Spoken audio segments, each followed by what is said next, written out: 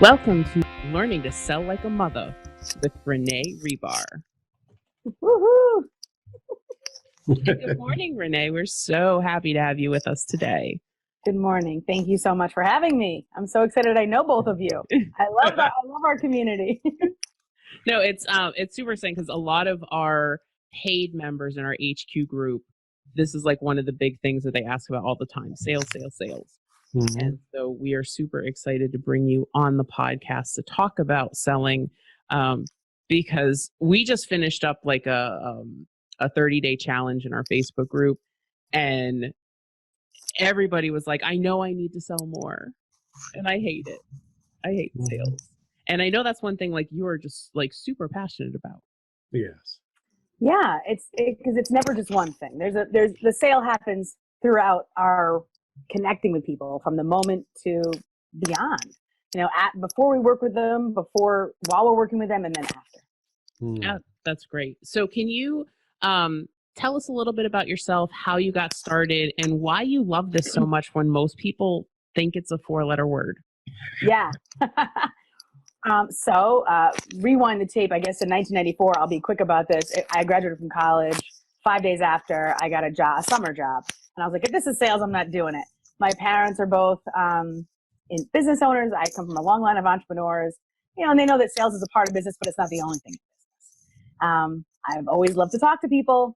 I took the job. It was selling house to house, buy one, get one free greens fee coupons in New York. And I actually loved it. Oh, sorry. Okay. So I'm taking my necklace off. And what I loved about it was that people, they're so raw, right? Like especially, maybe it was just upstate New York, but like people are seriously raw. So it allowed me to really connect with who they are right away. And I was pursuing law school. So that was my original plan. I'm like, I'll just use this sales experience as a way to, prepare for the courtroom or litigation or whatever the case. So honestly, though, I loved it so much. I got promoted to the New York office, Manhattan, and we were getting into the telecom world, and I rode that wave, and I never looked back. Wow. So that's the story behind where I am today. The history is, I started my first company. I had made my first $1 million before I was 25. And I bought my mom a house. I bought my mom a car. I moved her across country. Traveled constantly, loved what I did, was, at all the events, getting the equivalent of like the 2 Comma Club award, 20 years ago. And I loved it. And so I became passionate ultimately about this space when I became a mom. And I didn't want to be traveling all the time. I didn't want to have to leave my little world of my family to be able to impact people in a positive way. And so what I found mostly in the online space is people that were entrepreneurs, again, can relate, long line, but that felt that sales was a 4-letter word. And so the way I look at it, to answer that question quickly, is it's just having a conversation with people. Why do you love your business? And what you love about it is probably what makes it different. It's your passion will be part of that differentiator. And that is what you talk to people about. Instead of like the thing or how many modules, or instead of like the widgets and the facts of it, it's the passion behind it, the why, your story, and then the results that you expect people to get with that thing that you created, not how many megabytes or how many modules or how many minutes. Yeah. Now, I have to interject here. I met Renee in person at a Digital Insider event in New Haven earlier this year, where she was speaking to a small group of entrepreneurs. It wasn't a selling exercise. It was just her talking about her business. And the love she has for this topic just knocked my socks off. And, I really have to say, I learned a lot just from listening to her talk about her business, and then a few things I've seen of her since then. So really just an incredible passion for what she does, which is so, like I said, it's really good because, I think all entrepreneurs should love sales. And I don't. And I struggled really bad when I started my first business years ago. Just because I hated getting out there in front of people and feeling like I have to do a dog and pony show for them when I know what I'm doing. They should just buy my stuff. And strange how that doesn't really work out for me. Right. Well, I think you bring up a good point. Thank you, first of all, for that compliment.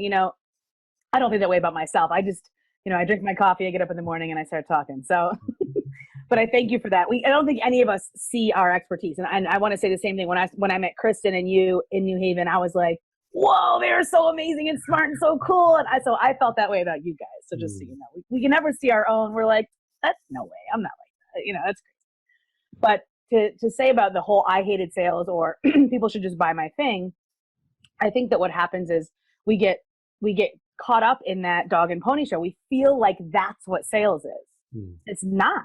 The buyer doesn't even care. I mean, if you think about all the things that you purchased. So if we think about sales for a second and being the seller, first I want you to go into the buyer mode. When you buy something, what makes you buy it? Are you comparing widgets to widgets? I mean, most of the time, no. Most of the time, sometimes it comes down to that. Most of the time, no. You won't even listen to somebody talk about their widget if you don't even like them. Right? So it's not like you have to try to be likable. Just be you. Repel the people. This way it makes it easy to be you all the time. It makes it easy to sell all the time. So instead of trying to be likable, just be who you are. You will repel most people, thank God. And then you will attract the right ones. Yes. Because trying to be somebody else is exhausting. Thus the dog and pony show. So when we walk into a sales experience, it is easy for this as the seller to feel like I have to put on this dog and pony show. So I'm glad you brought that up. Thank you. I have to prove myself. I have to show my product. I have to show why it's so good. Instead, I encourage you to ask questions if you haven't already.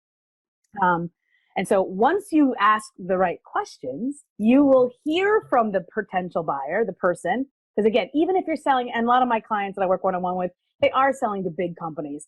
But I'll tell you, and like I've told everybody else, you don't sell to IBM. You sell to Bob. Bob is the buyer. Bob happens to be a bigwig at IBM, but it's Bob that's buying you. So ask Bob some questions. Discover what Bob is concerned about, what he needs, what he feels, is the problem and where the issues are. And see if you, as a seller, have the solution. And then talk about that solution in a way that Bob talks about it, not in a way that you talk about it. And this is where the expertise starts to flip us around. And the whole idea of I have to prove myself. So here's an example. I talk to Bob. I ask him his questions. I hear how he explains things. I know Bob's explaining it wrong. As a seller, as an expert, I might feel like to prove to Bob that I know my stuff, that he should hear from me the big words and the real way to explain things. All that does to me and Bob is alienate us. Bob now feels like I'm condescending and I'm a know-it-all and I'm going to be hard to work with. Right? Whereas if I just explain things the way Bob explained them, I know how they really work. And as the expert, I know it's all going to work out fine because I'm going to be driving the wheel, right? I'm going to be the one in charge if we end up working together.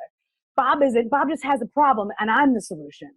So I'm going to explain it back to Bob in exactly the way Bob explains it so that Bob goes, yeah, that's what I was talking about. And I'm like, I know. Isn't that awesome? And that little piece right there in the sales conversation is where I see so many people mess it up because they're going into it like, oh, it's a sales conversation. I have to prove myself. I have to make him show him in dog and pony show, and they get really freaked out.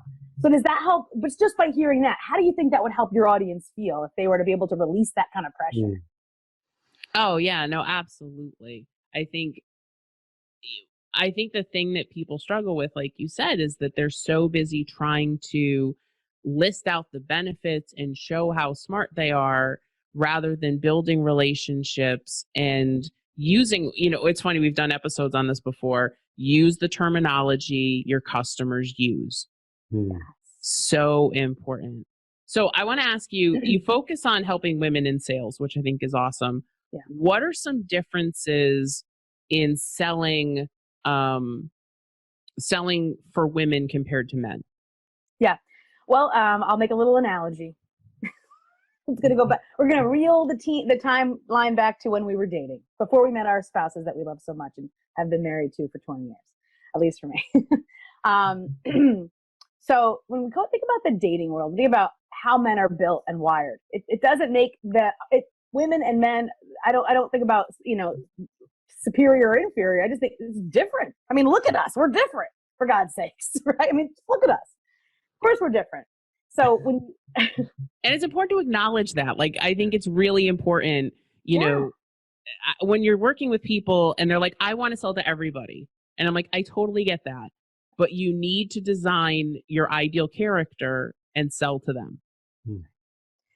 Right. So I'm going to use an analogy with dating because we talked about guys. And so like, I know lots of men. I have 3 brothers specifically and a father and a husband. I have a son.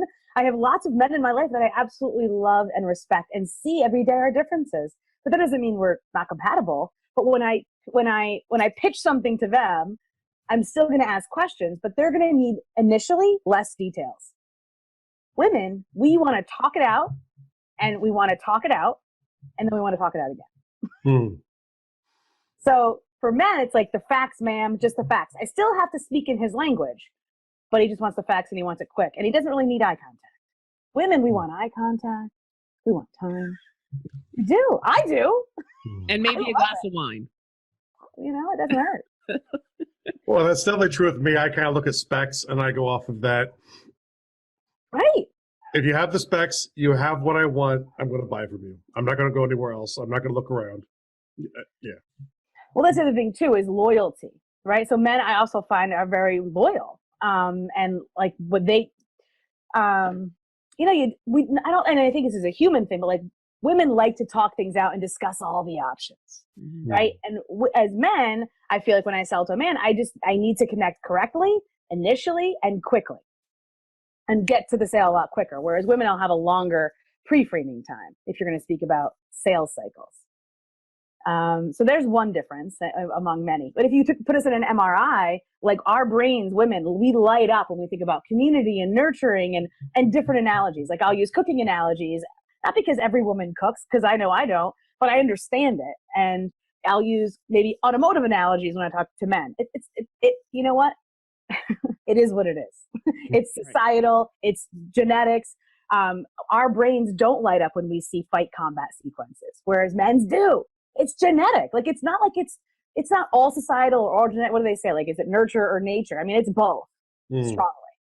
So I think it's okay to identify that there's differences and be okay with those differences, and speak to your customer as an individual is really the key there. But I chose women, like Kristen said, because I am a woman and I felt that they were when you look around at the audiences, I felt like they were a very underserved audience. And as a woman who had grown up in a sales world, I knew right away that I was one in a few. I was like, oh, you're the girl. I'm like, oh yeah, I'm the girl. The girl. Out of like 1,000 people. Yeah, I'm the only one. Right. Exactly. What do you think is the biggest mistake that people make when they're trying to sell in their small business? Yeah, they come at it with my product. They come into pitch. It's a great question. They come into pitch like, hey, how you doing? Like as soon as they get that, they meet somebody at a networking event, or they get that lead coming in on their funnel, or however they connect with someone initially, they're like, I can't wait to tell them about my thing. Whereas the first thing you should do, and I say this, Kristen has heard me say this more than once, good salespeople have good pitches. So there's nothing wrong with a good pitch. It's going to get you some things, but great salespeople ask great questions. Let me give you a very specific example. I have one client who meets most of her clients in networking events, personal network. She works with big companies, does their marketing, right? So she meets one-on-one with somebody. What she used to do was she would hear some things that she knew she could solve, and she'd be like, hey, you know what? I can totally help you with that. Right? And guess how many customers she got? Very few. She had a real good pitch. But what we first worked on was she would identify what she heard. She could help them. But instead of saying, hey, you know what I can do for you? Instead, she switched it to, hey, I have a question. And she would start with a few questions. Tell me more about such and such. Tell me more about that. How are you working on that? What have you tried so far? Are you looking to do X, Y, and Z? Or tell me what you're looking to do with that. So as opposed to, hey, this is what I can do for you, switch it to, hey, I have a couple questions. Do you have time for a couple questions? And that may lead to a phone call that's a couple questions and not necessarily at the networking event. That meant she was automatically and initially able to set up a future appointment right there and then because she had a few questions versus, hey, I want to pitch you. So people's barriers go down. People like talking about themselves. Right. And it's about their baby. Well, and it's interesting because if you think about like the general, like what they teach you about doing like discovery calls, right? It's 3 questions, right? To get more information. And so I think that because I built my accounting firm off of live networking, right? I did lots of chambers and that's how I built until the referral network built up and I didn't have to do that anymore. Right. And that was the thing. It was like, so tell me about your business and what do you do? And, what are the things that, what systems are you using? And that like in a 5-minute discussion, I could build enough rapport with somebody that they were calling me the next day. Yeah. And it's just amazing. Amazing. When you just take those same 5 minutes and instead of trying to tell them what you do in such a way that makes you sound so great they have to call you, which they're not even listening anyway, instead take those same 5 minutes, like what Kristen said, and ask questions instead. Get you so much further. One of the first things that I learned about networking was that you spend more time listening than you do talking. And it's the same premise. Right. So whether it's digital marketing where they come down a funnel, it's all about asking questions and having them continue on because they feel heard. So if you, again, putting on that, before I become a seller, I have to become a buyer and think and empathize from that buyer's perspective. Why would I buy from someone over here versus over here? I want to buy from someone, and especially this is with women, I want to be heard. I want you to listen because I am a unique flower. This is what we all think, right? Even though as a seller, everybody kind of falls into some similar categories. I mean, pretty much. There are exceptions, but, as a buyer, we want custom. We want you to hear our every need, repeat it back, consider it, and then reflect. We want to feel seen and heard, and that alone will endear someone to you. Well, and it's interesting because one of the things that Jeff does with his email list, when people join the list, the first email goes out and says, "Hi, I'm Jeff and I build fantasy worlds and tell me about your world." Hit reply to this email. And he's gotten like 6-page emails back from people. Yeah. Who are like, "This is my world and this is what it is," because people just want to be heard, right? And it's the same thing. And if your opening email, if everything's automated, make your opening email a question. Yep. And people will actually respond. Yeah. It can just be as simple as that. It can just be as simple as that. Exactly. Okay. So I want to, I'm like really enjoying this conversation. It's awesome. Yeah. So one of the questions that our audience had is it possible to make sales less scary and maybe even fun? Yes. Well, I mean, again, back to the dating analogy, like it can be nerve-wracking if you go into the pub at 21 and you're like, "Oh, I wonder if I'm going to meet my future, mate for life or something." You can feel that pressure on yourself, or you can just go in and try to talk to one person at a time. I think this is where digital marketing especially it messes with your mind. At least it messed with mine when I first came in. I was always used to having, talking to one person at a time. Like I would have a conversation. And if I had to do a presentation in front of a board or in a boardroom, I would still always focus on one person. And then I would pull them aside after and make the next appointment with them, right? With a decision maker. And because it's always easier if you just focus on one person at a time. In the digital marketing world, it's easy to say, well, there's 8 billion people on this planet. You can sell to all of them. But what I'm going to encourage you to say is, you can have them in your mind. Of course, it's possible, but unlikely. So just speak to one person at a time. And having that, in the digital world, we talk about, ideal client avatar and all those things, but just speak to Sue. If you're speaking to Sue, think about Sue, look at who Sue is and talk to Sue. If you're talking to Bob, then look at who Bob is, know him and speak to him. And so even if you are writing a broadcast email, imagine that one person that you're talking to. And then guess what? You will speak to that person. They're going to come toward you. They're going to hear they're going to hear themselves. Yeah, no, and that's what we've done an episode on that too before so one of our HQ members, Aurora Gregory, she said that Procter & Gamble actually has like every single product for P&G has like a person And everybody that's on the marketing team for Tide or for, Dawn has a picture of that person in their office with their name. And every time you are coming up with a commercial or a pitch or whatever it is, you are keeping that person in mind. Smart. And it's one of those things that struggle so much, like when I'm working with small business owners, to be like, okay, who is your person? Oh, I don't have a person. I don't need a person. I've got everybody. And you're like, no. Yeah. I just heard when you said all those big names, I just heard a recent commercial. I don't watch TV that much, but I was watching some kind of thing about those kids in Thailand. I was like, sucked in, because it's a good story. Anyway, there was a commercial on, a Firestone commercial, and the guy was like changing the tire and checking the brakes, and it was like he was in the garage, and he had his Firestone, clean uniform on, and he's like, it's not just about tires and brakes. It's about Mary, a single mom of 3. And he tells this story. I was like, that's so good. If you ever see really good ads in marketing, you're like, that's so good. Do that. Do more of that. But I'd never heard that from Firestone before. They were always like quality and 27-point checklists, but they weren't talking to me. They might have been talking to somebody else. But I felt like, I'm not a single mom. I still felt like, I feel like they're speaking my language a little bit more. That's awesome. Yeah. What is the most important thing people need to start selling more? And I think you've kind of talked about this a little bit already, but. Yeah, well, traditionally, the way to sell more is to either sell to more people or sell more of something to the same person, right? So either have more traffic or more upsells, right? So it's either this way or this way. But in terms of the individual business owner, how can I sell more? What I find often is they're not inviting people to what's next. They're simply just not. They're like, well, they know where I am. They've seen my website. They're gonna, they're on my email list. They follow my page. They'll see it.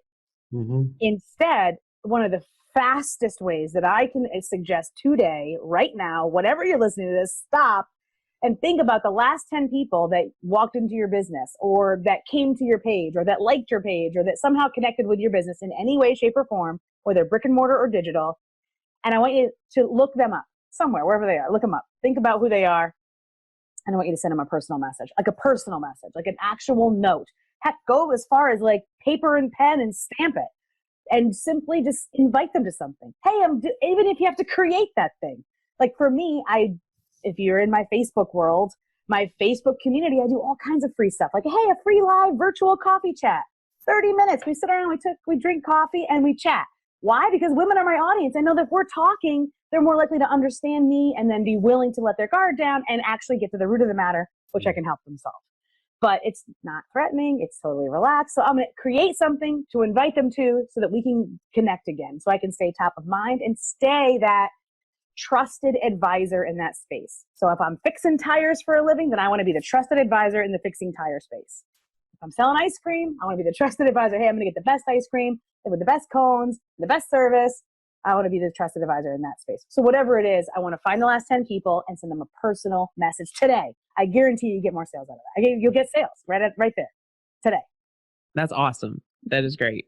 And it's funny because we had some of your HQ group that's one thing that she did. She sent out a couple personal notes and she's like, and they actually signed up for my list and they're like, yes, it's funny. It's like, that's why, one of my earliest memories from retail, when I was in high school is they're like, always ask if they want socks with that. I worked in clothing. Yeah. And say, oh yes. Do you need socks today? And and it was funny because maybe 20% would go, oh yeah, I'll take a pair of socks. Amazing. And it's like, well, do you want fries with that? You go to McDonald's and they say, would you like an apple pie? Yeah. It's the next thing. You're inviting them to the next piece. Right. Just invite. It's a natural invitation to something, even if it's not an actual product. It's just an invitation to something. Hey, I'm doing something. It could be, hey, I'm doing a live stream next week. I would love to have you, come join me. Do you want the link to check it out? So this is what I do in Facebook Messenger. I've got a group of couple hundred people and I just did a post this past weekend, totally impromptu. Hey, you know what? It's a holiday weekend. Let's just do some live streaming. And I know a lot of people don't do it, are afraid to do it. And I know it's part of my program that I teach in my sales program is, live stream video converts really big. So if you want to reach more people fast, I'm telling you, videos, everybody has a production studio in their pocket, use it. And so that was part of it from a strategic standpoint, but from a casual standpoint, I just know I want people to get involved. So people that I had my eye on that I thought are either in my world or I think should be in my world, I personally messaged them. I'm the admin. They're in my group. They're a member. It's not totally weird. I was like, hey, there's this post that's going on. Do you want the link to check it out in the group? I got so much engagement from that. That's awesome. Personal, it's easy. It's little things, right. And I think in the digital space, we get too caught up in how do we automate? Is it, autoresponders and bots and what can you automate?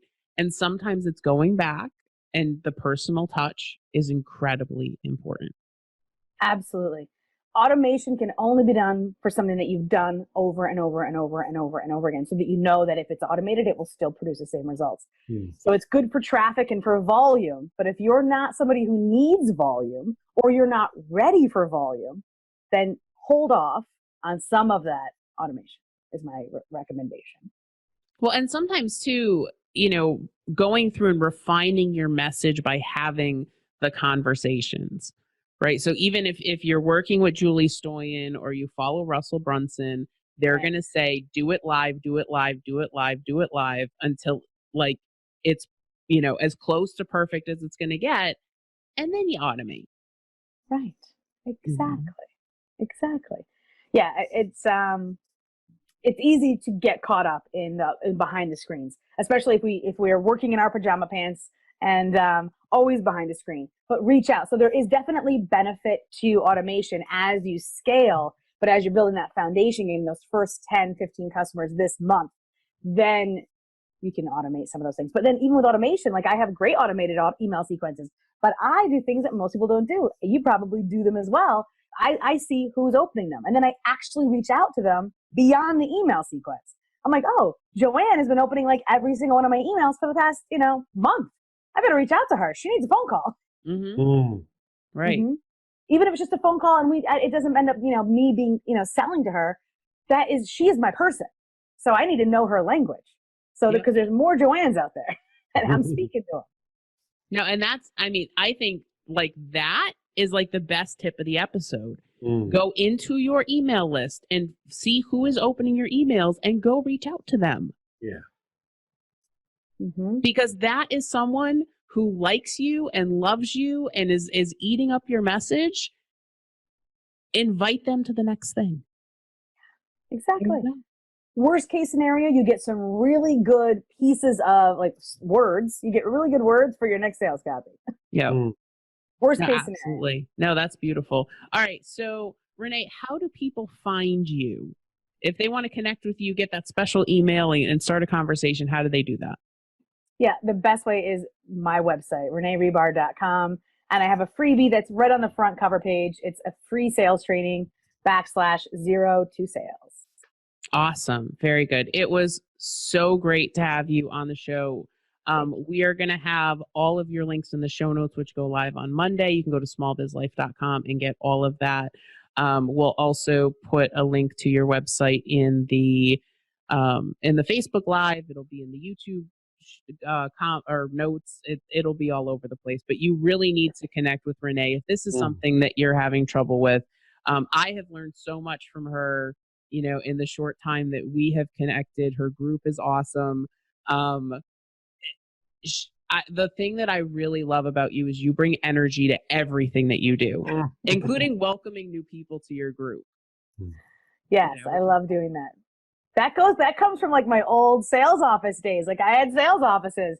You bring in someone new, you make a big deal. Like, like cheers, Norm. We also used to have free beer and pizza night. You can't do that online as much. Yeah. But if you live near me in Detroit, come on over. We'll have free pizza and beer on Friday night. There you go. So thank you so much for being on the show. It was awesome. Thank you for having me. Go connect with Renee, reneehribar.com. Thanks, guys. We will see you next time. Thank you for listening to Small Biz Mama with Kristen Ingram. If you'd like to learn how to create more margin in your life, please visit us at smallbizmama.com. That's smallbizmama.com.